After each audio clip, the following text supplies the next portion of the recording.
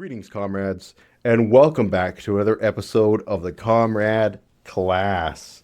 And today you can see that we are obviously entering a new era, trying to dress up the show a little bit, both figuratively and literally. So today I come to you looking as dapper as I probably can. In case you're wondering what this pin here, this is actually a Freemason pin that used to belong to my grandfather, who is now unfortunately passed away. But that being said, this is one of the things that he left me.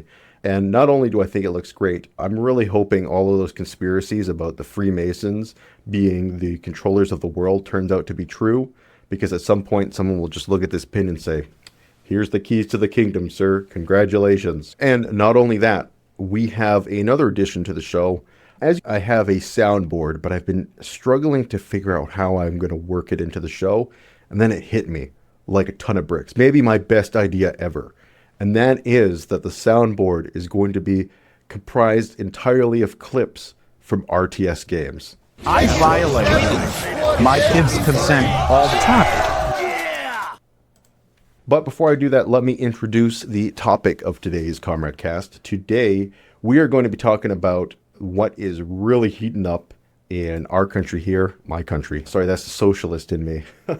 That's one way I can tell people they're usually left-leaning or not. I tend to use language like we or our, or language that includes everybody, whereas people on the right have I, me, and tend to use more individualistic language. So up here in Canada, we have had a massive, seismic, titanic political shift, unlike anything that I've ever seen in my entire life.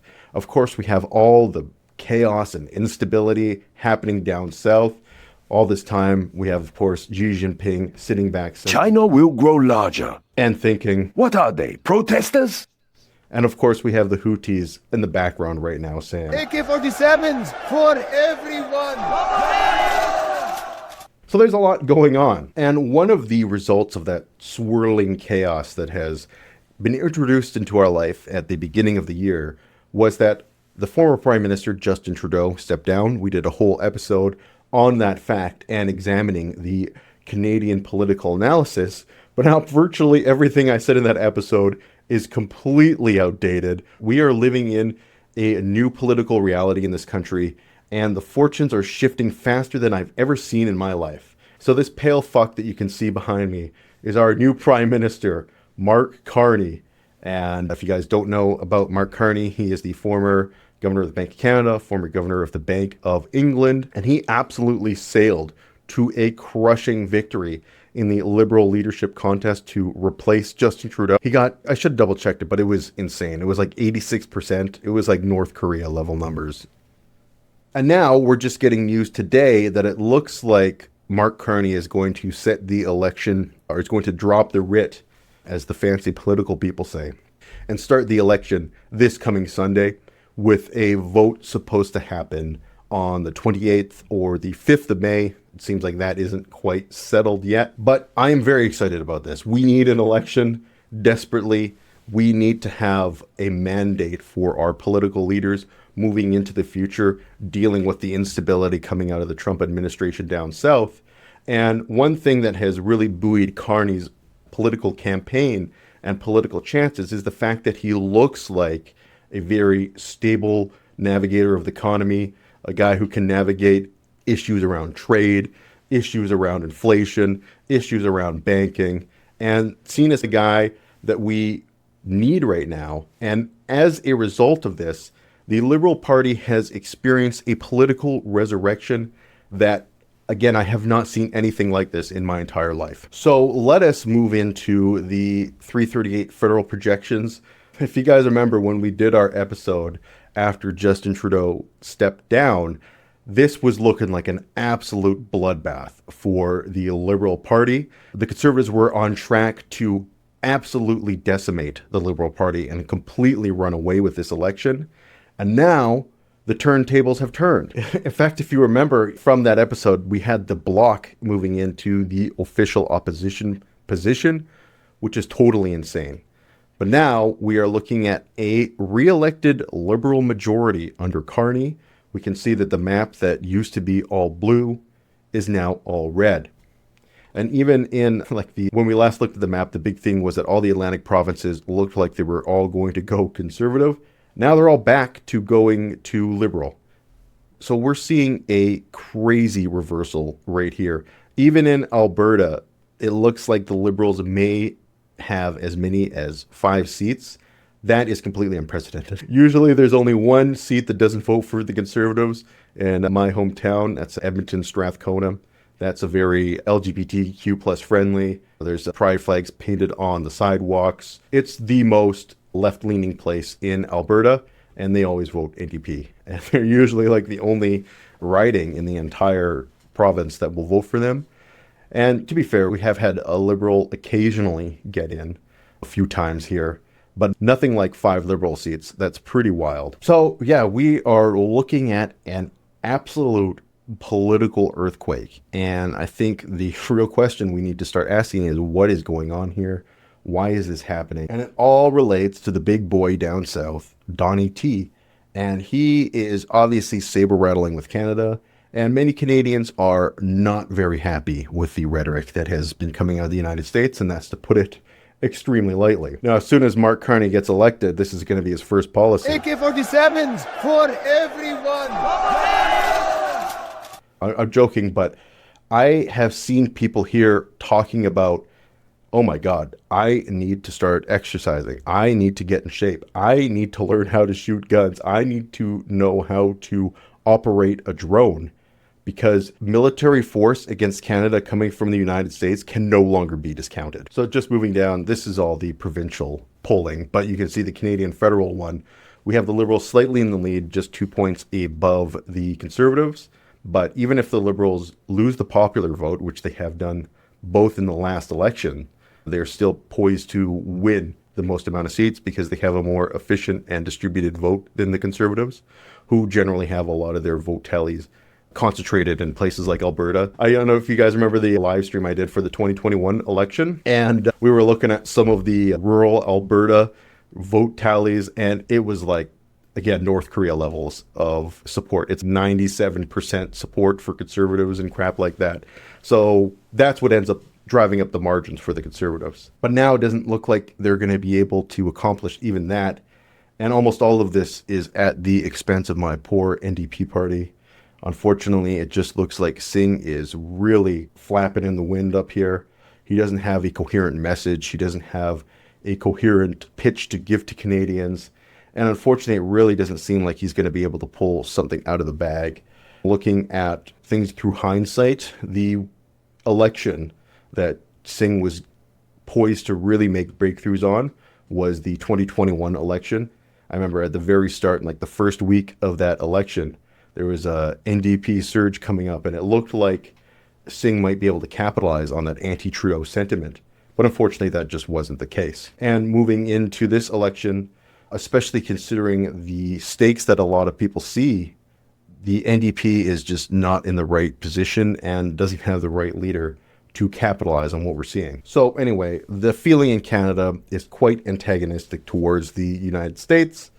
I don't know if you guys know this, but the current president has been making some pretty wild claims about Canada, and Canadians aren't happy about it. And I have heard people, even here in Canada, who are supportive of Donald Trump, try and claim that, oh, it's just a joke or whatever. And to me, this would be like if your partner started joking about, I'm going to leave you, I'm going to divorce you, I'm going to take everything you own. Would you think that was a joke, or would you take that seriously? First off, it's a joke, not a very funny joke, pretty shitty joke, let's be real. And second off, the threat that they are proposing is so extreme, and the consequences of that threat being enacted are so dire that you really have no choice but to take it seriously, because if you don't take it seriously and you get caught off guard, you're done. Yeah, Canadians are taking the rhetoric coming out of the South extremely seriously. To catch up on some of our last conversations, we've had the whole tariff song and dance. So the tariffs come on, now they're coming off, now they're back on right now, but only on certain things. And it's just a nightmare for everybody, really. Nobody is happy about this situation. And it's insane because America right now is cratering its credibility worldwide. It's cratering the want of people around the world to do business with them. And not to mention, there are very few countries anymore that take the United States seriously. And they're absolutely right to do so. The United States is clearly a dying empire. We can see that with all objective facts that are placed out before us. If you guys are history nerds, like I'm assuming that many of you are, and I'm assuming many of you are, like me, you can see the patterns of decaying and declining empires very clearly in what is happening in the United States. And here's the thing. It's not like I want this to happen. And it's not like this is something that I am celebrating. As many of you guys know, I'm married to an American woman. My kids are dual citizens. They have both Canadian and American passports. Obviously, I have a lot of ties to the country, and I don't want to see it explode. I don't want to see it disintegrate into chaos. I don't want China to become the next global hegemon and become the next superpower. But that looks like exactly what's happening, and that looks like the road that we're heading down right now. So when it comes to this election in Canada, the biggest question that all Canadians are asking is who is going to be better poised to deal with Donald Trump? And unfortunately, there is only two choices in most Canadians' minds that are Pierre Poilievre and Mark Carney. And as much as I'm not super enthusiastic about the current political climate, the one thing that I will absolutely say is that I am stoked for this election. This is going to be a very exciting election because at first we had what looked like it was going to be a total cakewalk. But now we actually have a real game, we have a real contest, and it's going to be exciting to watch it unfold. So let's take some time to examine our two political candidates and see who is really best poised to move into the future and become Prime Minister. Because as much as the Liberals are looking like they're resurgent, that they have a real chance, nothing's said and done until it's done, right? The only poll that counts is Election Day, and until Election Day, we have no idea who's actually going to win. And quite frankly, in my estimation, both candidates have a very high chance of winning, and they both have strengths and weaknesses that could propel them to victory or lead them to defeat. So let's start with our boy Little PP and see what he's got under his coat that could actually turn this ship around. He's got a lot of slogans. The next one I propose for him is called Bleed the Lead. I think he should put that on all his placards. But again, this is not over yet, and he does have some actual strengths that make him a contender, and let's talk about them. The first one absolutely is, without a question, money. The Conservative Party right now has way more money in their coffers than the Liberal Party. They are very well stacked and are more than ready to start spending on attack ads and doing whatever they can to tear down Mark Carney. And this is part of the reason why I think it is smart for Mark Carney to call an election early, or immediately more rather, because not only is the momentum on his side, but the longer he waits, it gives that conservative cash flow to really spring into action. And then they can buy ads, then they can find tag messages, they could find ways to chip away at the momentum that Carney has. Right now, they're trying every single attack angle that they can, although a lot of them seem remarkably similar to the same attacks that they did against Justin Trudeau. And I think this is a weakness for Pierre, but we'll move into that later. But they need to find the right message, and if they were given enough time with the money that they have, they could certainly find that. Put the plus sign here. And maybe you could call this advantage. And the next advantage, and maybe some people will consider this to be a disadvantage, but Pierre is a experienced, man, this is awful. That's misspelled, but what can you do? Experienced politician, man. As you can see, I've got excellent penmanship. This is very readable for everybody in the audience. But he's an experienced politician. He's an experienced campaigner. He knows how to hold rallies. He knows how to give speeches. And he knows how to communicate a political message. He's seen as a very forceful and skilled debater. I'm less convinced about that, having seen his performance in the House of Commons over the years. I don't know where he's like the best orator debater of all time has come out of. I do think he's certainly better at conveying the conservative message than the last two leaders that the Conservatives had, being Andrew Scheer and Aaron O'Toole. But quite frankly, though, I think a lot of Conservatives are starting to miss Aaron O'Toole, because if he was still the leader, I think the Conservatives would still be in a very comfortable position right now in comparison to where they are. So I would say those are the two main strengths of the Conservatives right now. They have a lot of money, and they're led by someone who knows how to campaign, who knows how to hold rallies, and who knows how to hammer home a political message. Unfortunately for them, though, they have a garbage message.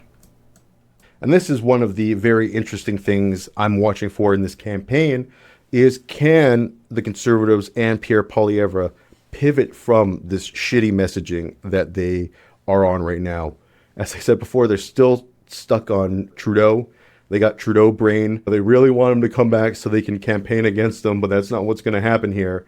And they are really struggling to pivot from that anti-Trudeau message to find something that will land against Mark Carney and actually buoy their chances in an election. And the next, and probably the biggest weakness for the Conservatives and why they're struggling right now, is there's a too close to Trump assumption. So yeah, there's this too close to Trump assumption for the Conservative Party right now. They are seen as being very close to the President of the United States and not in a position to forcefully or adequately push back against the threats that most Canadians see coming from the United States. Over his time as Conservative leader, Pierre Poilievre has done things like rub elbows with the likes of Jordan Peterson. He's been flattering towards Trump in the past. And all of these things are coming to bite his ass. Because right now, Canadians want someone who can effectively defend this country and stand up to Donald Trump. And Pierre Poilievre is not seen as the man who can effectively do that, because he's seen as very close to the president. And not only that, recent surveys have shown that about 1 in 5 Conservatives actually support Donald Trump, and they support things like Canada becoming the 51st state. And this is a huge issue for Conservatives. Like 20% of your political base is not a small number. That is a large enough number to certainly cause you headaches. And I think that this number is part of the reason why Pierre Poilievre has been hesitant to explicitly bash Trump. In fact, I can't think of a single bad thing he's said about Trump recently. I can't find a single bad thing or negative thing he said against the guy. And that's a serious political problem for him. So he is maintaining that position, on the one hand, I think, to placate his base, because the second he shows anything towards defending Canadian sovereignty, you'll see his Twitter feed get totally berated by these like far right people that are like, "You lost my vote, I'm not going to vote for you anymore," blah, blah, blah, blah, blah. So it's like, who are you going to vote for? Like the People's Party of Canada? Good luck. Go vote for them. They're never going to get any traction. So I really don't think, if I were in his political position, if I was the Conservative leader right now trying to war game this political scenario, I would absolutely be going hard against Trump and not really caring about these 20% of voters, because where are they going to go? They, at worst, will stay home. But if you continue down this path, you are obviously going to shed so many voters that you don't have a chance of winning the election anyway. So you may as well go all in on the Doug Ford strategy that we just saw out of Ontario, where he totally cleaned up in that election. And he looks like an absolute titan, like I said, looks like an absolute monster in comparison to Pierre Poilievre. So yeah, if I were in his position, I would just already follow the winning Conservative formula that has been laid out by the Conservative politician Doug Ford, rather than floundering about with whatever the fuck he's doing now. So I think he's a little bit shy about his right flank in that regard. But the other reason I'd postulate for his position right now is the fact that he is worried that if he does become the prime minister and he bashes Trump, then he'll have a bad relationship. Basically, that Trump will be angry at him and he won't treat him very well and blah, blah, blah, blah, blah. But here's the thing. If you don't suck it up and actually come up with a anti-Trump message that will resonate with Canadians, you're probably not going to be prime minister, bud. You are not going to be able to even get into the office unless you change track and actually come up with a different message. So that's where Pierre Poilievre sits in a nutshell. Let's move on to Mark Carney, and we'll switch us to red for the Liberals. His first advantage is that he is a fresh face. He is new to the political sphere. He's a novice politician, and the fact that he is a fresh face has definitely been able to revitalize the Liberals and make them a political contender once again. I think Canadians were getting a little bit tired of our politicians from every party. I think people were tired of Pierre, they were tired of Justin, they're tired of Jagmeet. And the first party to bring in a fresh face was going to get a boost just because I think, again, the current crop of politicians we have are not very popular anyway. So having something new is going to draw a lot of attention and get people re-engaged with the political system. The second big advantage for Mark Carney is he's seen as credible. I got chopped off a little bit there. As someone who comes from maybe a little bit of an older schooling system, I have this tendency to mash together printed and cursive writing. And I think they don't even teach cursive writing anymore, regardless. So he is seen as a very credible figure, as we mentioned before, big titan in the banking industry, seen as leading Canada through the 2008 recession, seen as being a stable figure when it came to the Brexit referendum and having to deal with the Bank of England during that whole political crisis. So he comes in as this fresh face from a non-political background that also already has all this credibility in all of these areas that people are concerned about. They're concerned about the economy, they're concerned about trade, they're concerned about dealing with the United States, and they want someone who actually has some experience when it comes to negotiating in between countries. Pierre Poilievre has none of that experience. As we talked about before, the guy has been in a political position since he was 25. This guy has been a government worker all his life, and he has no idea what it's like to work in the private sector or to run a business. But now let's move to some of his weaknesses. And I would say the main weakness for him, and some people think that this is a strength, I don't think it's so much of a strength, and that is he is a novice politician. He's a novice politician, and this guy is just stepping into the ring for the very first time. And it's an unknown factor, right? Politics is a very different game than the kind of stuff he has been doing earlier. It's a very different field. And people are going to come at you. They're going to attack you hard. Pierre Poilievre is going to attack him hard. He's going to attack him relentlessly. And does Carney have the stones to stand up in this kind of political arena? Can he weather the fire?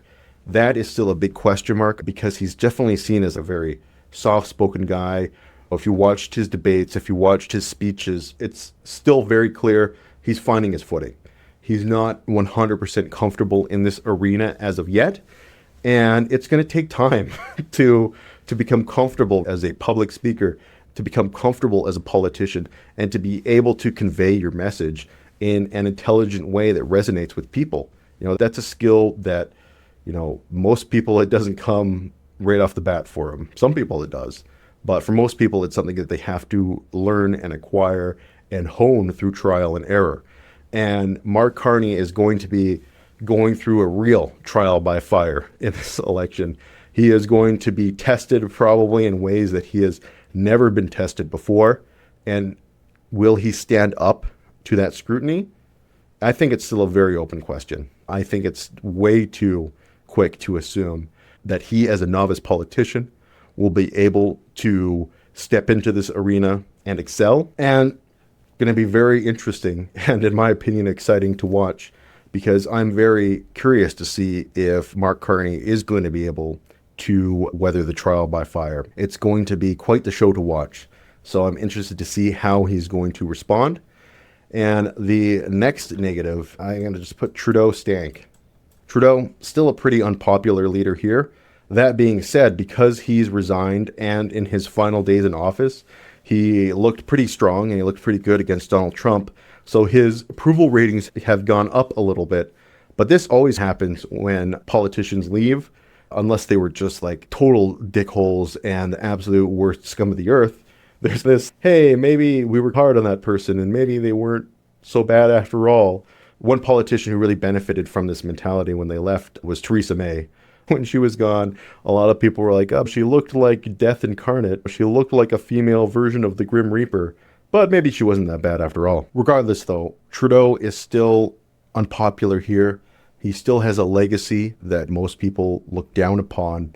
And he still is tied to a legacy for the Liberal Party that most people don't see as very good or very positive. And it's going to be a real question if Mark Carney can separate himself from this Trudeau stank and really define himself as a leader of a new Liberal Party. One thing he has done, which is very smart, he can't really do anything else, is he axed the tax before Pierre Poilievre could. He got rid of the carbon tax, which was one of Pierre's number one campaigning points.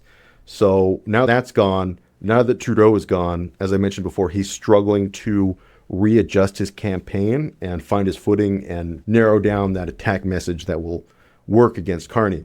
And he hasn't done that yet. But again, I don't want to say that it's impossible for him to do that or impossible for him to figure that out. So while the advantage, I would say, is in Carney's wheelhouse right now, it is a very open question if it's going to stay there. In Canada, campaigns really matter.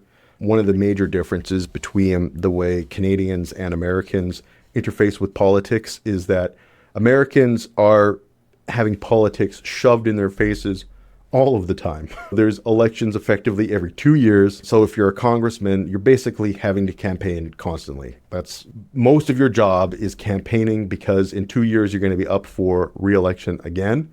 And unfortunately, it's the same position for virtually all politicians in the United States. Senators get a little bit of leeway, but they get corrupted in other ways. So the issue is that because Americans are constantly inundated with politics, they just don't shut it off. They're always thinking about it. And generally speaking, opinion shifts are relatively small. And if they do happen, they happen over a greater period of time. Because people are thinking about politics so much, their minds are usually made up. And the shift doesn't come until you have a message that can really hammer away and change people's opinions. In Canada, because elections are held every roughly 4 years, depending on the circumstances, and there's no midterms or anything like that. You don't vote for senators. Most Canadians don't think about politics until the actual election starts. And their minds are made up in that very short, usually 6-week election campaign window. So during this campaign, we're going to see Canadians start to think about politics and consider politics in ways that they haven't done for 4 years. And in that campaign window, shifts in opinion can happen very rapidly. So we could very rapidly see things turn against Mark Carney and in favor of the Conservatives. And we could also see the opposite. We could see Carney surge to the point where he totally decimates the Conservatives and leads the Liberals to another majority government. And because the political climate is so unpredictable and things are changing so fast, anyone who tells you that they know for sure exactly what's going to happen in this election, they are selling you a bunch of BS. It's very much so up in the air, and I cannot wait to see what happens. I personally would have a lot of schadenfreude if little PP went down, because it would be hilarious to see a guy blow the lead that he had. To fumble the ball so epically and so spectacularly would just be the greatest political fail of all time. That being said, though, the one thing I know that will for sure happen is China will grow larger. That's in the Bible! Okay, that last one is actually not from an RTS game. I'm still filling out my soundboard. So if there are any great quotes or unit lines that you want to have put on the soundboard, I'd love to hear your input in the comments. Like I said, I still have lots of spaces open, and this thing is going to get filled out over time. But with that, we're going to wrap up this episode of the Comrade Cast for now. And until next time, this is the Comrade signing out. You guys take care.